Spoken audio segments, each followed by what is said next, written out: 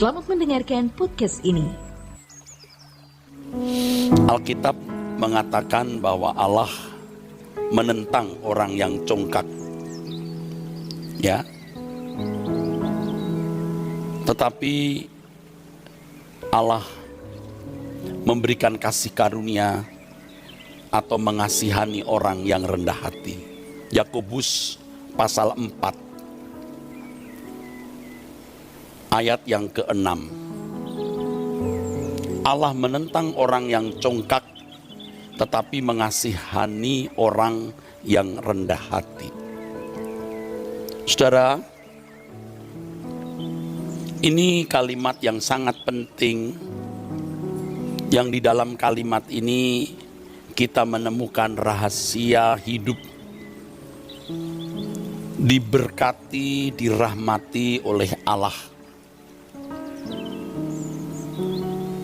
Alkitab menunjukkan kepada kita bagaimana orang-orang yang rendah hati ditinggikan oleh Tuhan, tetapi orang-orang sombong direndahkan. Firman Tuhan mengatakan Ia menurunkan orang-orang yang berkuasa dari tahtanya dan meninggikan orang-orang yang rendah. Saudaraku sekalian, banyak orang tanpa sadar berkeadaan ditentang oleh Allah, dilawan oleh Allah, ditolak oleh Allah. Ini keadaan yang sebenarnya sangat mengerikan, lebih dari yang dipikirkan, lebih dari yang dibayangkan. Keadaan tertolak oleh Allah itu keadaan yang mengerikan, lebih dari yang dapat dibayangkan, saudaraku. Nah, banyak orang dalam keadaan seperti ini, yaitu orang-orang yang dikatakan di dalam Yakobus tadi sebagai congkak. Lukas pasal 1 ayat 51, firman Tuhan mengatakan Ia mencerai-beraikan orang-orang yang congkak hatinya. Saudaraku, siapakah orang yang congkak itu? Ada ciri-ciri orang yang congkak, saudaraku. Yang pertama, orang congkak, orang yang tidak mengakui bahwa keberadaannya hanya oleh anugerah Tuhan. Ya. Orang yang menyadari bahwa keberadaannya hanya oleh anugerah Tuhan tidak akan menepuk dada. Tidak akan menepuk dada dan meninggikan diri di antara sesamanya. Orang yang menyadari bahwa keadaannya hanya oleh anugerah Tuhan tidak akan membandingkan dirinya dengan orang lain. Dan jika didapati keadaannya lebih dari orang lain, ia merasa bahagia. Tetapi kalau keadaannya lebih rendah dari orang lain, entah lebih miskin, lebih buruk, lebih rendah dalam kedudukan, pangkat, gelar, atau lebih sedikit dalam jumlah harta, dia merasa kurang nyaman. Nah, ini terkait dengan hal yang kedua, yang akan menjadi pokok dari renungan kita, saudaraku. Orang congkak, orang yang merasa berharga atau bernilai karena sesuatu yang bersifat materi. Nah, ini benar-benar ditentang oleh Allah. Karena hal ini akan membuat seseorang tidak berpusat pada Tuhan, tapi berpusat pada dunia. Dunia itu materinya. Nah, saya ingin membagikan kebenaran ini kepada kaum wanita. Agar kaum wanita, kaum ibu tidak merasa minder. Ya, tidak rendah diri, dan terkait dengan hidup berpengharapan. Agar jangan kaum wanita atau ibu-ibu ada yang hidup merana tanpa pengharapan. Saudara, orang congkak, orang yang merasa bernilai, didasarkan pada ukuran materi, ukuran duniawi. Seperti misalnya memiliki mobil lebih bagus, atau ia memiliki mobil yang lain tidak memiliki kendaraan roda 4, merasa diri lebih bernilai karena arlojinya mahal, karena tasnya branded, karena wajahnya diakui lebih cantik dari yang lain, ya, karena pendidikan lebih tinggi, karena suaminya berpangkat, karena suaminya seorang yang berjabatan tinggi di perusahaan, karena anaknya kuliah di luar negeri, merasa bernilai karena memiliki popularitas apapun. Orang yang merasa diri bernilai dengan atau karena ukuran materi atau hal-hal lahiriah, itu kesombongan. Allah menentang orang-orang congkak. Yang pertama tadi, orang congkak, orang yang tidak mengakui bahwa keberadaannya karena anugerah Tuhan. Pastikan orang-orang seperti ini tidak memuliakan Allah. Pastikan orang-orang seperti ini tidak akan pernah mengerti bagaimana mengucap syukur kepada Tuhan atas keberadaan yang dimilikinya. Ya, orang-orang seperti ini akan membandingkan dirinya dengan orang lain. Kalau dia merasa lebih, dia merasa bahagia. Kalau dia merasa kurang, dia akan, kalau ternyata apa yang ada padanya kurang dari orang lain, dia akan merasa tidak lengkap hidupnya, tidak utuh. Nah, betapa rusaknya manusia seperti ini, dan hampir semua orang rusak seperti ini.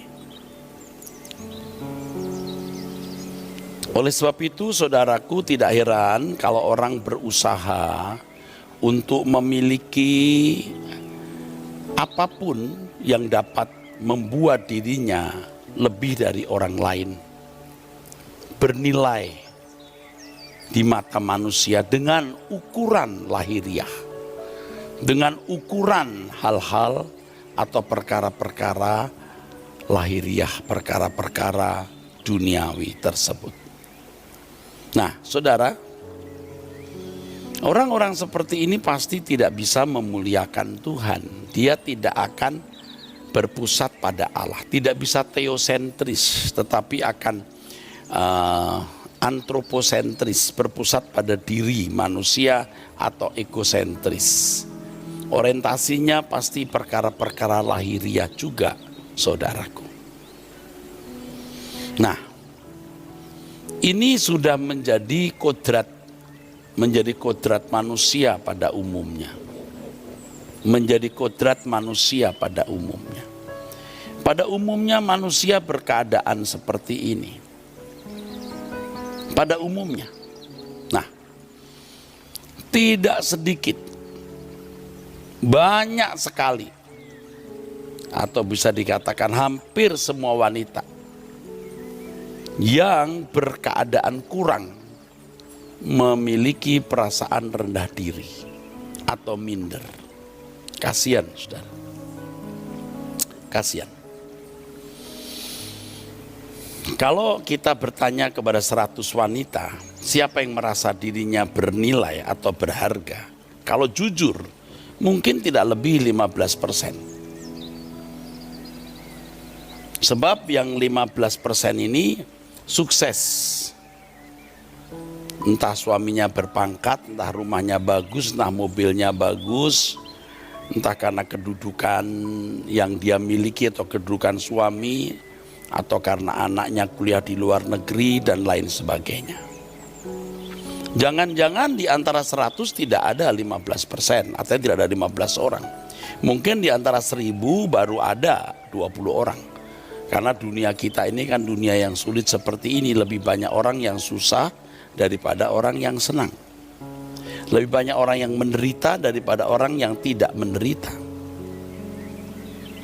Nah saudara, bahkan orang yang sudah kaya pun karena tidak mengerti atau tidak mengenal kebenaran, saudara, karena tidak mengenal kebenaran, maka walaupun dia memiliki banyak atau memiliki lebih dari orang lain, dia tetap merasa rendah diri.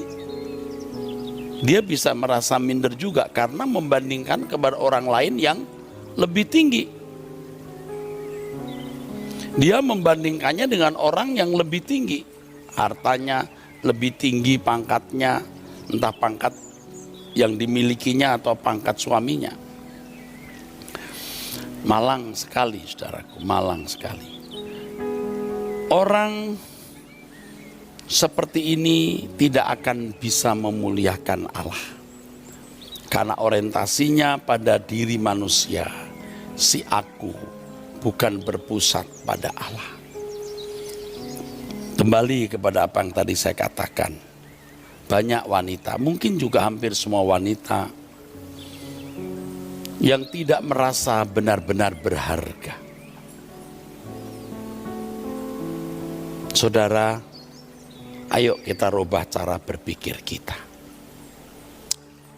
Kita berharga bukan karena atau oleh ukuran lahiriah. Jangan mengukur keberhargaan hidup dengan ukuran-ukuran lahiriah. Sebab kalau kita mengukur keberhargaan dengan hal-hal lahiriah, kita pasti merendahkan nilai-nilai rohani. Kita pasti merendahkan nilai-nilai rohani. Kita pasti merendahkan nilai-nilai rohani. Pasti saudaraku. Kalau kita merasa berharga karena ukuran lahiriah, kita pasti tidak memuliakan Allah. Pasti berpusat pada dunia bukan pada Tuhan. Kita berharga saudaraku, yang pertama karena kita dikasihi Tuhan. Kita dicintai Tuhan. Itu yang pertama. Tapi jangan sampai berhenti di sini. Nah, konyolnya banyak orang Kristen berhenti di sini. Ku berharga di matamu hanya sampai di situ. Keberhargaan kita itu harus kita kembangkan supaya kita bukan hanya dianggap berharga, tetapi kita benar-benar berkeadaan berharga di mata Allah. Tuhan sayang kita, amin. Yesus mati di kayu salib karena kasih-Nya kepada kita. Kita berharga di mata Allah, sebab di dalam diri kita ada unsur kekekalan. Allah tidak menginginkan kita masuk neraka, maka Allah membayar harga keselamatan dengan memberi putranya. Amin. Tetapi jangan berhenti sampai di situ. Aku tanah liat, tetapi aku berharga di mata Allah, benar. Tetapi kalau tanah liat tetap berkeadaan sebagai tanah liat, maka ia menjadi tidak berharga suatu saat. Tanah liat memang berharga jika tanah liat memberi diri, diolah, dibentuk menjadi bejana yang indah. Nah, ketika menjadi bejana yang indah, pasti menjadi pajangan. ia bukan hanya dianggap berharga, tapi benar-benar berkeadaan berharga. Seperti seorang penjunan, ya, seorang pembuat bejana, ya, dia melihat tanah liat, bahannya bagus, ini kalau dijadikan bejana, ya, dia pegang, wah berharga ini berharga nih, dia ambil, dia bawa dengan keranjang berat ke rumah, berharga ini. Tetapi tanah liat jangan puas menjadi tanah liat yang diangkut dibawa ke rumah sang penjunan itu. Aku berharga loh di mata penjunan, betul. Tetapi jangan lupa bahwa sang penjunan menganggap dia berharga karena ia berpotensi menjadi bejana. Bukan hanya karena dia tanah liat yang bisa dibentuk, tetapi berpotensi menjadi bejana yang kalau memberi diri dibentuk maka akan menjadi bejana yang indah. Nah, inilah yang harus kita usahakan, saudaraku, ya. Inilah yang harus kita perjuangkan, inilah yang harus kita pergumulkan, saudara. Bagaimana kita menjadi benar-benar berharga. Bagaimana kita bisa menjadi benar-benar berharga. Kalau kita mengerti rencana Allah atas hidup kita yang mau menjadikan kita manusia yang bernilai di mata Allah, maka kita menyediakan diri untuk diubah menjadi manusia yang benar-benar berharga, menjadi wanita yang benar-benar berharga. Sering kita mendengar firman Tuhan yang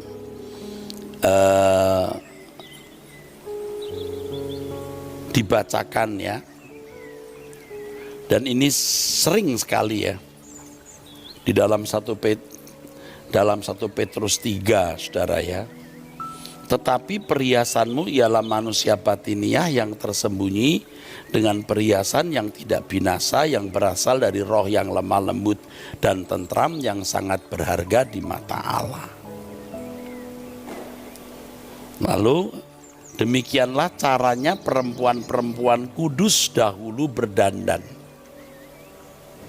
Jadi yang didandani manusia batiniahnya, yaitu perempuan-perempuan yang menaruh pengharapannya kepada Allah, menaruh pengharapannya pada Allah. Jadi ibu-ibu biar tidak punya emas di telinga, tidak memiliki anting, maksud saya tidak memiliki gelang di tangan, tidak menggandeng tas branded, tapi ada perhiasan abadi di sini. Ibu-ibu harus membangun kecantikan itu sehingga ibu-ibu tidak akan merasa rendah diri, tidak akan merasa minder sama sekali. Kita bertemu dengan wanita lain yang lebih kaya, lebih berkedudukan tinggi, ya tentu secara sopan santun dunia kita hormat, ya. Tapi tidak ada perasaan minder, rendah diri, tidak ada. Karena ibu-ibu, saudari-saudari, wanita-wanita, kamu princess, ya. Kamu putri kerajaan Allah. Wow, luar biasa. Kalau saya berpikir aku pangeran, luar biasa. Kalau sudah mengingat itu, rasanya benar loh, yang lain tidak berarti. Persoalan besar menjadi kecil, persoalan kecil dianggap tidak ada. Jadi kalau sekarang kaum wanita, Anda dalam situasi yang seperti Anda alami hari ini, itu keberadaan saudara itu karena anugerah Tuhan. Karena keberadaan saudara itu adalah keberadaan yang paling pas, paling tepat. Sebab keberadaan saudari, keberadaan saudara itu keberadaan yang paling kondusif untuk menerima pembentukan Tuhan, untuk menerima proses, untuk menerima penggarapan Allah agar menjadi princess-princess, putri-putri kerajaan Allah. Percaya apa yang saya katakan. Kita hidup tidak lebih dari 70 tahun. Kadang-kadang belum 70 tahun sudah meninggal dunia. Lewat 70 tahun sengsara, banyak masalah dalam kesehatan kita, ya. Manusia lahiriah kita pasti makin merosot, tapi manusia batiniah kita dibaharui dari hari ke hari. Kita harus menyadari bahwa keberadaan kita ini hanya karena anugerah Tuhan. Jangan hanya karena punya rumah, punya mobil, anak-anak sekolah dengan biaya yang bisa dipenuhi, bahkan bisa sekolah di luar negeri, lalu merasa Anda orang yang diberkati Tuhan. Kalau tidak begitu nggak diberkati, salah. Keberadaan kita itu keberadaan yang paling pas, paling tepat untuk mengalami proses pembentukan Tuhan, ya. Jadi kita ini bersyukur dengan keadaan seperti ini. Dengan keadaan seperti ini kita akan menjadi orang-orang yang benar-benar, saudaraku, bisa dirahmati oleh Allah.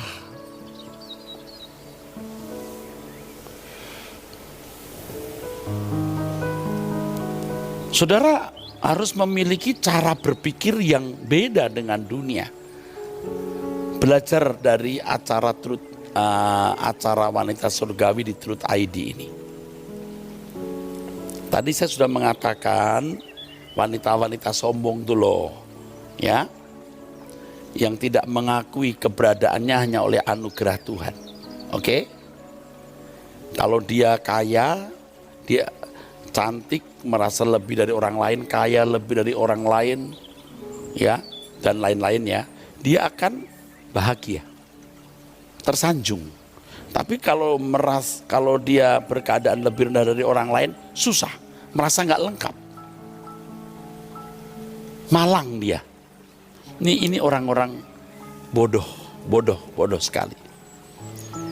Padahal apakah dia kaya, apakah dia miskin, keberadaan itu karena anugerah Allah.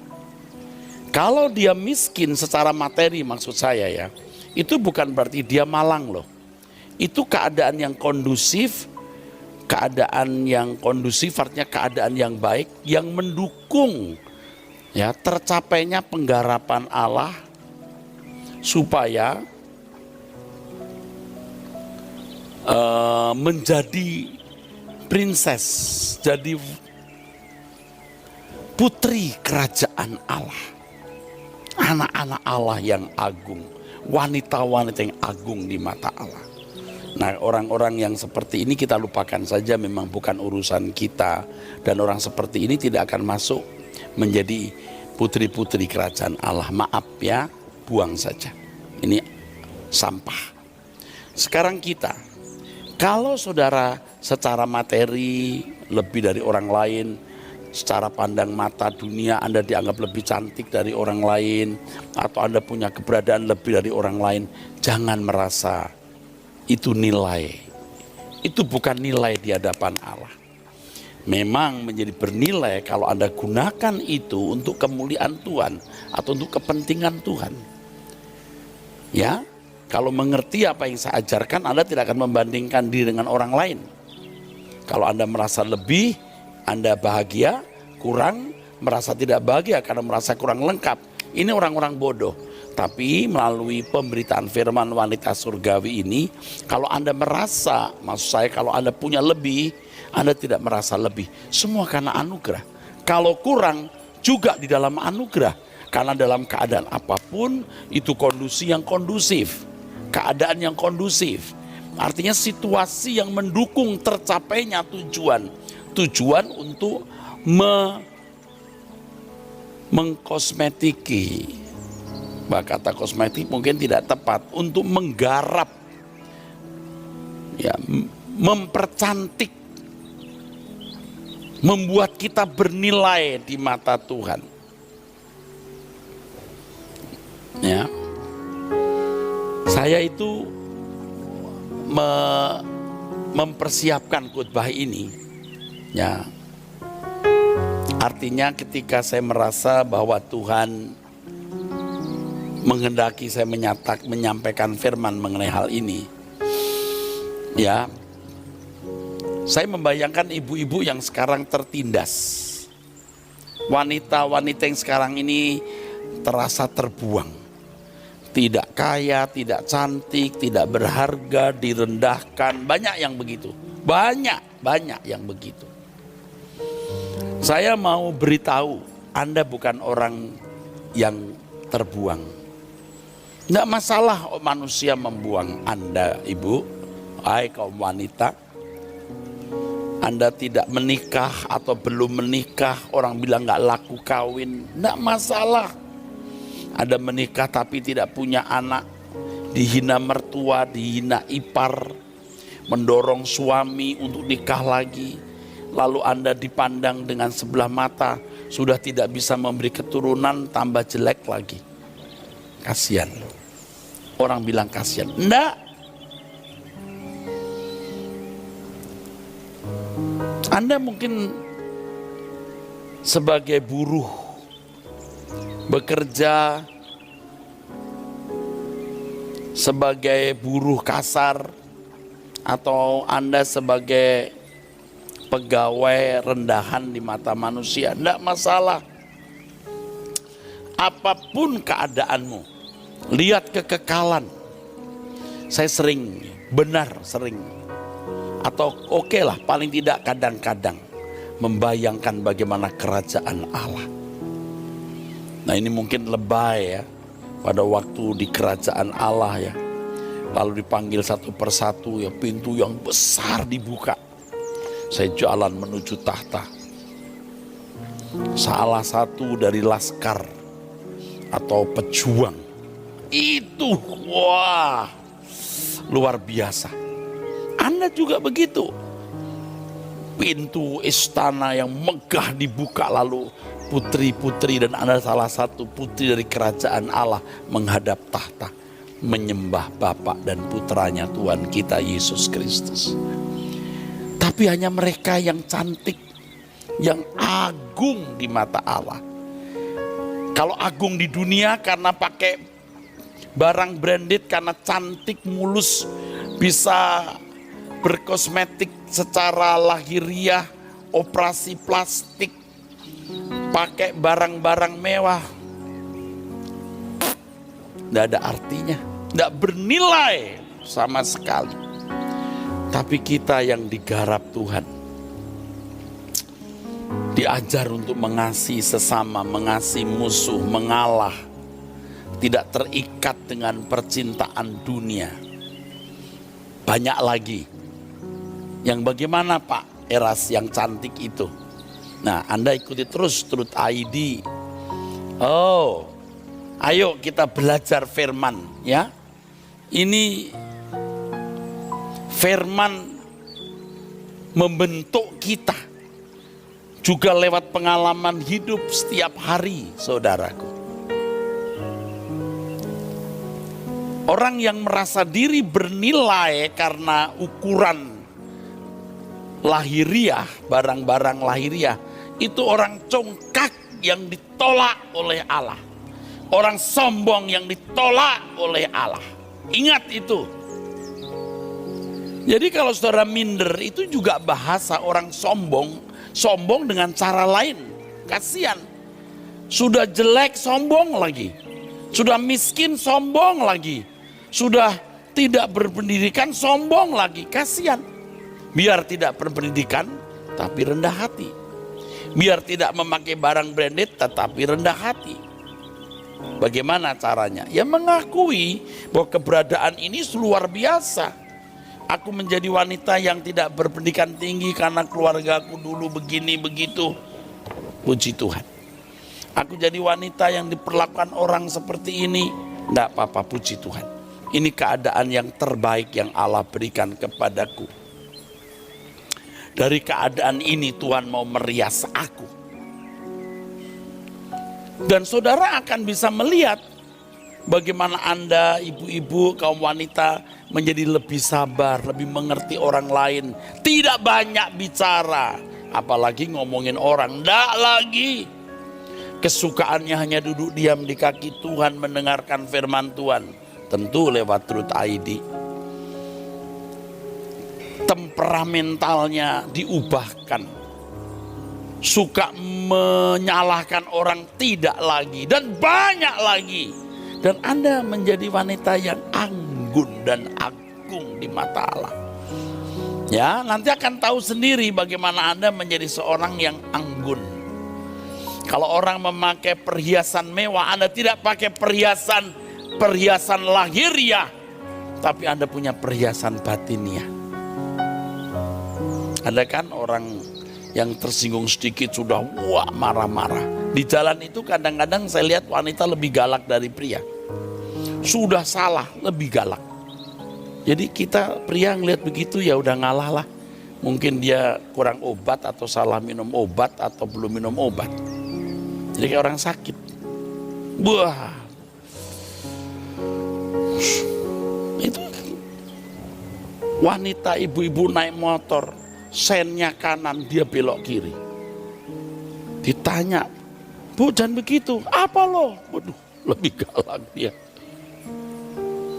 "Tadi ibu sennya kanan kok belok kiri." "Pakai perasaan dong. Jangan lihat sen saya, lihat perasaan saya." Wah. Ini ibu pikir kita Tuhan kali bisa baca perasaan orang. Aduh. Sama, apalagi kalau dia naik mobil. Waduh, karena suaminya pejabat. Udah. Waduh, beraninya dengan orang tuh. Ya laki-laki tidak berani tabok dia, tidak berani berantem. Kalau man to man bisa berkelahi. Tapi menghadapi wanita, "Baik bu, makanya lo gue hajar." "Baik bu." Yang laki-laki itu, "Baik bu, maaf bu, maaf, dasmu." Wanita begitu itu, waduh saudaraku, jam tangannya ratusan juta. Lipstiknya satu biji saja, itu belasan juta, satu lipstik. Padahal dia hanya pakai paling lama 2 jam. Itu pun sama makan bakso lenyap. Sombongnya saudara. Tapi batinnya nggak ada lipstiknya. Lipstik abadi di batin. Saudara. Dia hiasi dirinya. Wah, dia punya cincin ini berkilau. Jarak 10 cm. Maaf, 10 meter maksud saya. 10 meter itu. Celang. Wah. Seperti matahari di siang hari terik. Tapi batinnya nggak cemerlang, redup, gelap. Ya calon penduduk neraka kan gelap. Jadi kalau ada wanita-wanita yang begini, udahlah saudara kaum wanita, jangan sombong. Istrimu mungkin pejabat tinggi, aparat apalagi, duitmu banyak, nggak lama. Begitu kena kanker, begitu kena leukemia, langsung jadi tengkorak. Sombong apanya? Hah?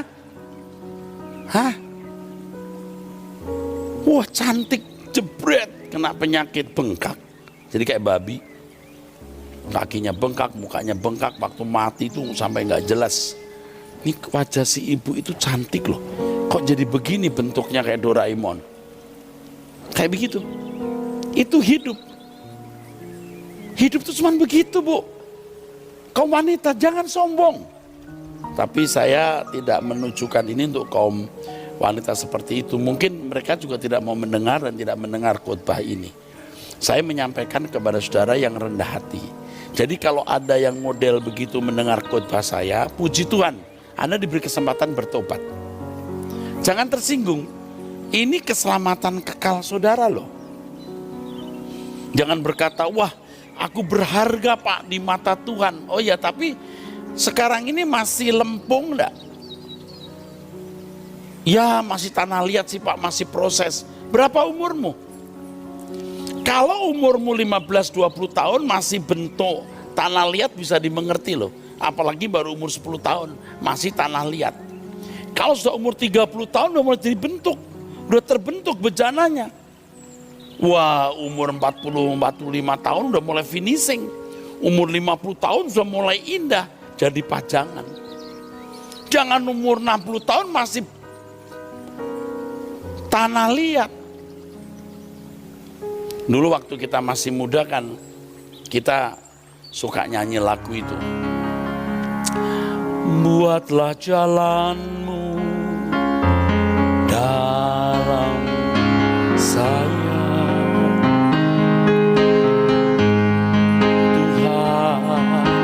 Penjunan ku tanah liat, biar kau kerjakan seturut mau. Ku duduk diam di kakimu. Tahun 1978 kira-kira, saya ketika masuk di sekolah Alkitab ya, saya berdoa di ruang doa ya, ditumpukan kursi-kursi sekolah minggu di Petamburan, saudara. Padahal saya paling takut tikus ya. Waduh, kalau tikus tuh saya takut, jijik tapi sampai takut. Tapi karena tidak ada ruang doa, saya hanya pakai, itulah tempat yang bisa saya bersembunyi berdoa.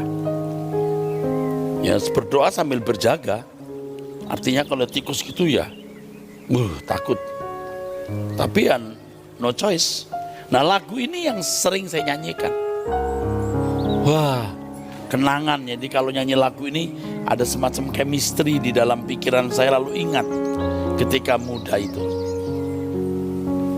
Buatlah jalan dengan air mata berderai dalam saya. So very young, sangat muda, sangat muda. Ku duduk diam di kakimu. Masih tanah liat waktu itu. Wah, terus digojlok. Nah kalau mau jadi bejana kan di gojlok ya, diremukkan seperti pisang molen itu. Wah, diremukkan dulu. Tapi kemudian makin terbentuk, makin terbentuk. Jangan usia 50 tahun masih sebongkah tanah liat, nggak berharga. Makanya ketika kita sudah mulai menginjak usia di atas 50 tahun, mulai ada perasaan krisis. Ini kalau mendadak pulang ke surga atau dipanggil pulang atau meninggal dunia, sudahkah kita ini indah di mata Tuhan?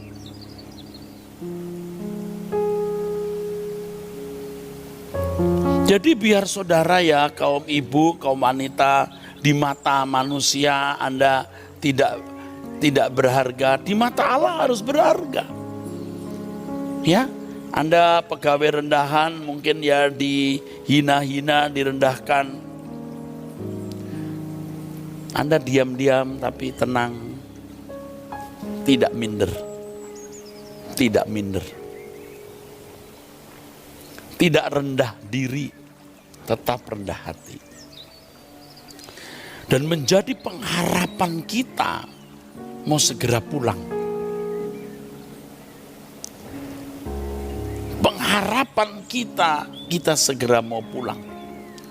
Nah, pada waktu di hadapan pengadilan Tuhan itu baru kelihatan pencapaian keindahan, kecantikan bejana masing-masing kita itu. Jadi kalau hari ini saudaraku, Tuhan belum membuka keadaan masing-masing kita. Tapi nanti di hadapan Allah baru telanjang. Ngeri kali, ngeri sekali. Pendeta seperti saya kalau ternyata di hadapan pengadilan Tuhan jeblok nilainya, buruk mukanya, ngeri. Makanya kita harus belajar terus.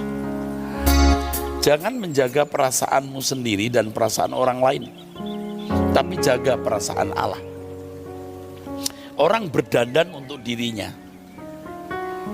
orang berhias untuk dirinya,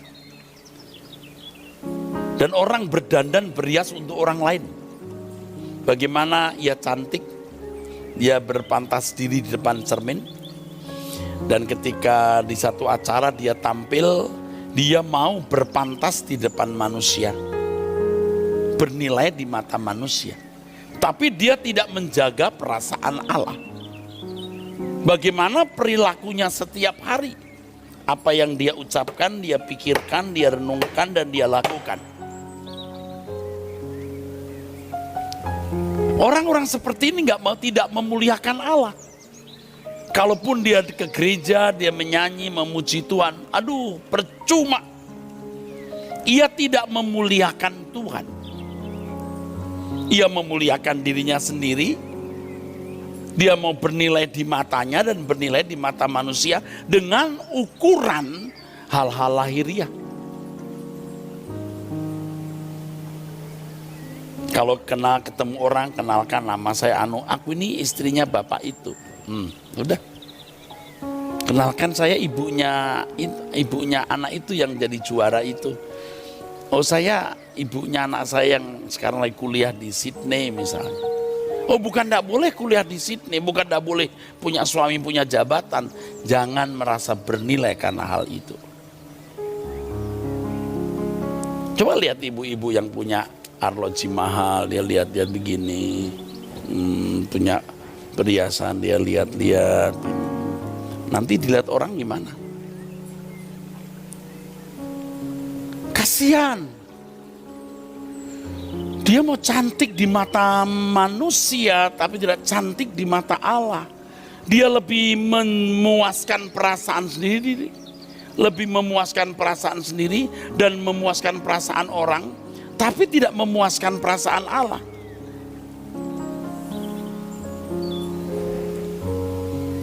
Kalau orang-orang seperti ini masuk surga itu enggak akan bisa menyanyi, memuji, menyembah Allah.